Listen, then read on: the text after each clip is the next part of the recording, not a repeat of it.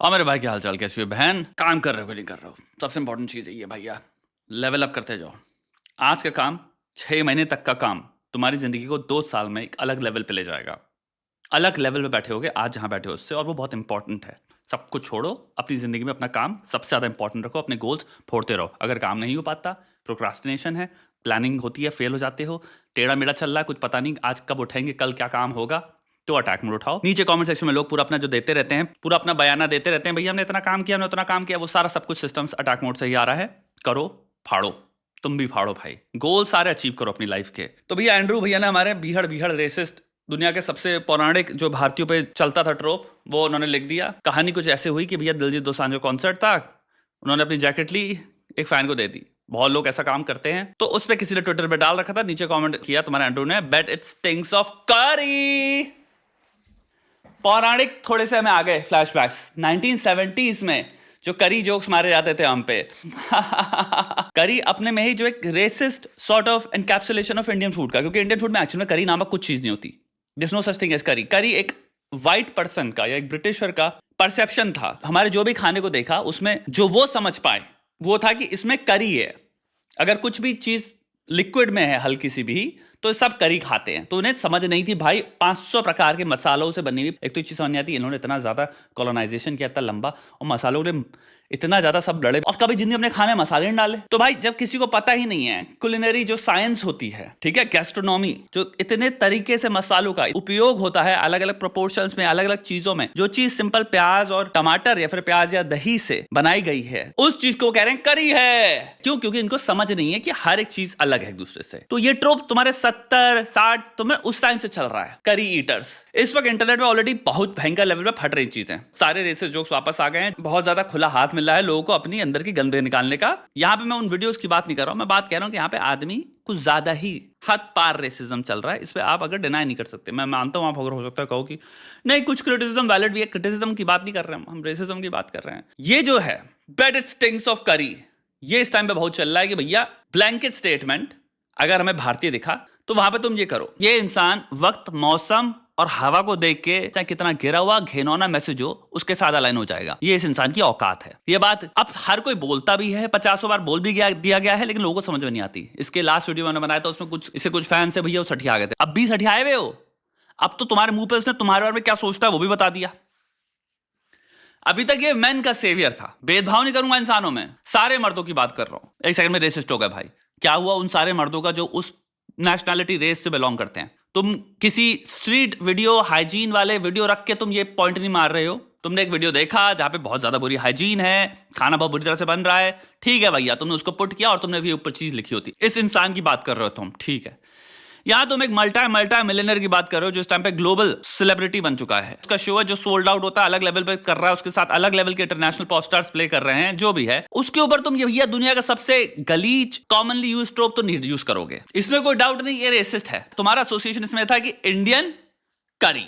Taylor Swift के videos हैं कितने सारे, उसकी पूरी नाक पूरी बहे पड़ी, अपने हाथ से साफ कर रही है वो परफॉर्म करते वक्त। अगर तुम्हें वो सब देख के जो चीज याद आई एक इंसान की सक्सेस, पॉपुलैरिटी, सब कुछ देख के कि भाई इसको मैं किसमें रिड्यूस कर सकता हूं, वो है सबसे गलीज ट्रोप जो चल रहा है, स्टीरियोटाइप जो हो सकता है उसमें, तो भाई इसको रेसिज्म कहते हैं। 2 साल पहले जो इसका मूवमेंट था या जो भी बातें कर रहा था, वो चीजें कब की छोड़ चुका है। अब ये कंप्लीटली दूसरे डोमेन्स में जा चुका है, इसको क्योंकि पता था भाई वो चीज भी शॉर्ट लिव्ड है, लोग उसमें भी बोर हो जाएंगे, तो ये कूदता रहता है नई नई चीजों में। जो गेम खेल रहा है वो वाला गेम खेल रहा है कि भाई कहां से मुझे मेरा फायदा होगा, वो फायदे का गेम खेल रहा है, और वो यही है। ये इस वक्त सबसे ज्यादा पॉपुलर सेंटीमेंट चल रहा है, भाई शिफ्ट हो गया 1 सेकंड में, क्योंकि उसको वो क्राउड पकड़ना है।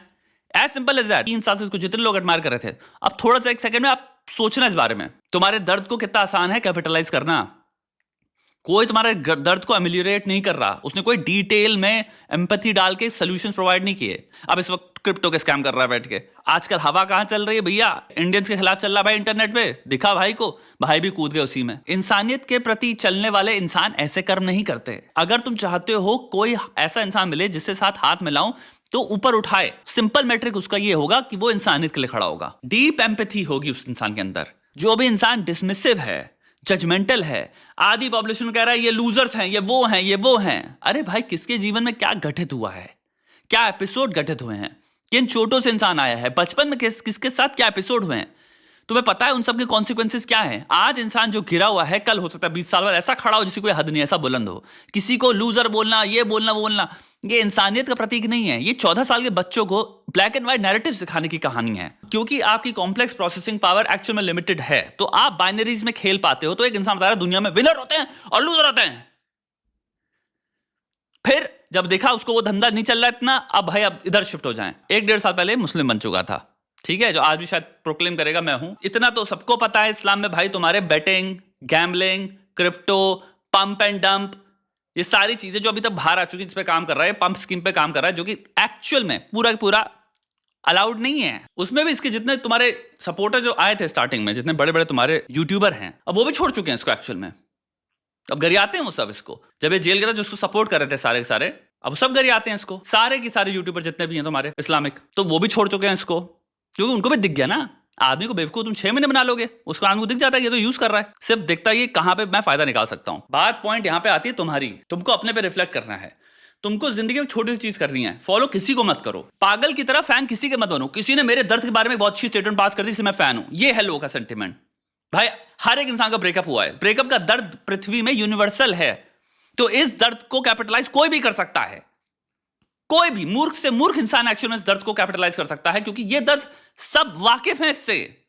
इस पे एसेज लिख सकते हैं लोग, मेरा कैसे कटा। अगर यही मैं बात कर दूं लंबी लंबी कि भाई तुम्हारा ऐसे कटा है, वो इतनी यूनिवर्सल है, इसकी कोई हद नहीं है। अब हम यहां पे आ चुके हैं जहां पे क्लियरली तुम्हें पता है इंसान रेसिस्ट भी है, और रेसिस्ट तुम्हारी शक्ल को लेके है। तुम्हारी शक्ल इसको पसंद नहीं आएगी, क्योंकि तुम्हें समझता है देख के दूर से ही। द ओनली डेटा जो उसके पास दिलजीत दोसांझ का था वो था कि ये भारतीय है, दैट्स इट। एक भारतीय मेगा पॉप स्टार परफॉर्म कर रहा है, that's the data he had.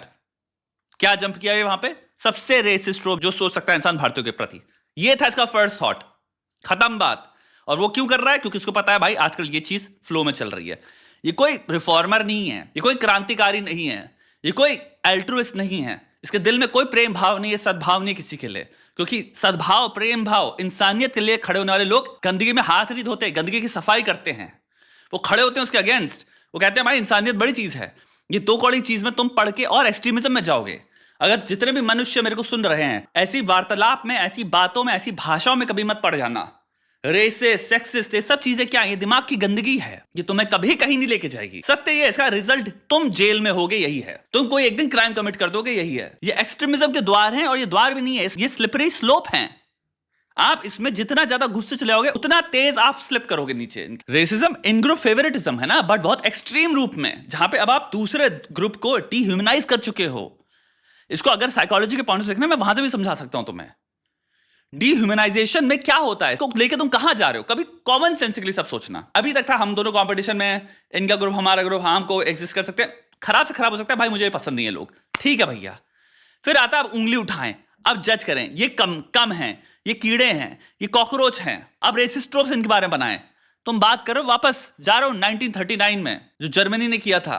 पहले बैठ के रेसिस्ट ट्रोप्स बनाए थे। तुम्हें अगर पता हो या ना पता हो, थोड़ी सी हिस्ट्री पढ़ना इन सब चीजों की। इंसान को तुम ट्रेन कर रहे हो डिह्यूमनाइज करने के लिए। इन चीजों का अंत बहुत दर्दनाक और भयानक ही होता है, और ये बात इसको पता है, ये कोई बच्चा नहीं है, 37-38 साल का आदमी है। रेसिज्म क्या ब्रीड करता है इसको भली भांति पता है, इसको फर्क नहीं पड़ता, क्योंकि ये राक्षस प्रकृति का इंसान है। इसका दिमाग इंसानियत के प्रति झुकाव नहीं है, मनुष्यों के प्रति झुकाव नहीं है, आदमियों के प्रति झुकाव नहीं। जो ये तुम्हारा क्लेम कर रहा था अभी, ये सिर्फ बेचने के लिए निकला है।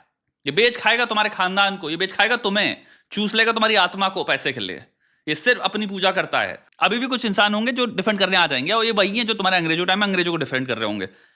वहां पे अब इन लोगों का कुछ नहीं कर सकते। ये तब जगते हैं जब इनके परिवार में किसी के साथ हो जाता है। इसमें तुम्हारा हो गया पैरासोशल, बाप ढूंढ रहे हैं अपना, और इनको पैरासोशल बाप से इतना प्रेम हो जाता है कि जब फिर वो बाप के कर्मों से, जब इनके खुद के परिवार में इनके इमीडिएट जो किन है उनके साथ जब चीज होती है ना, तब इनको समझ में आता है कि अरे यार ये तो गलत है यार, ये तो मेरे साथ गलत हुआ। क्योंकि जब मैं पे आ गई ना, तब बुद्धि खुली। थ्रेटन अब मैं हो रहा है, डेंजर में मैं हूं, वरना कन्वीनियंस से दूसरों से क्या फर्क पड़ता है, मुझे तो अपने बाप की पूजा करनी है, वो भी बाप जो तुम्हारा असली बाप नहीं है। इसका ध्यान करना।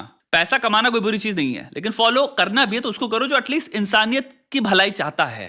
एक से एक गजब थिंकर है भाई, तुम्हारे रायन हॉलिडे हो गया, वो तुम्हारे स्टोइसिज्म की बैठ के प्रचार कर रहा है। मैं नहीं कह रहा बहुत बड़ा थिंकर है वो। कौन है जो भाई जिनका यूट्यूब चैनल है, जिन्होंने पावर लिखी है, 48 लॉज ऑफ पावर लिखी है, वो पूरी नॉलेज अपनी देते रहते हैं यूट्यूब चैनल पे, उनको फॉलो कर लो। इस मूर्ख से तो बहुत बढ़िया बातें कर रहे हैं वो, भयंकर रिसर्च बातें करते हैं वो। रिसर्च इन द सेंस पूरी फिक्शन, हिस्ट्री, उधर उधर दूर डीप जा जाके उस इंसान ने रिसर्च करी, उसकी बातें बहुत प्रैक्टिकल होती हैं। उसको फॉलो करो बस, उसका नाम मुझे पता है, कमेंट में लिख देंगे लोग। अरे एटलीस्ट बात तो इंसान सेंस की कर रहा है, डेप्थ है उसमें, विजडम है उसमें। तुम सिर्फ फॉलो कर रहे हो एक इंसान को जो अग्रेशन के नाम पे कुछ भी बोले पड़ा है। कोई इसमें लॉन्जिविटी नहीं है, कोई विजडम नहीं है, बस सेंसेशनलिज्म है। Sensationalism, pure drama, pure showmanship. And आज पता चल गया भाई उसकी शोमैनशिप सब बिकी हुई थी, सब किराए की थी। इंसान का कहीं कोई एलिजेंसेस नहीं है, इंसानियत का एलिजेंस तो छोड़ ही दो, रेसिस्ट के साथ साइड हो जाएगा वो, व्हाइट सुप्रीमेसिस्ट का साथ साइड हो जाएगा, इवन तो वो खुद बायरेशियल है।